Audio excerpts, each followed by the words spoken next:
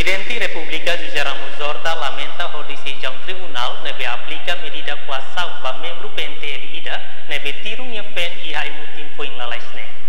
Lamentação ne Presidente República José Ramos Horta hatoba jornalista e município Ermera quartane.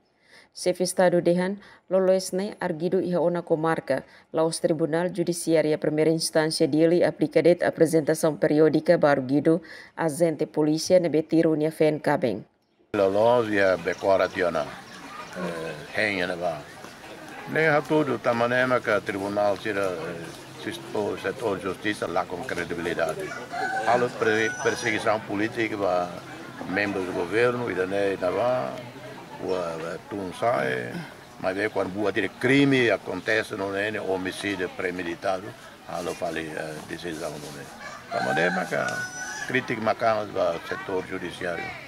Finalize Tribunal Judiciária primeira instância dele aplica medida coação apresentação periódica barguido agente chefe polícia ho inicial JLO membro PNTL nebe tirunha fenkabeng ho condição grávida.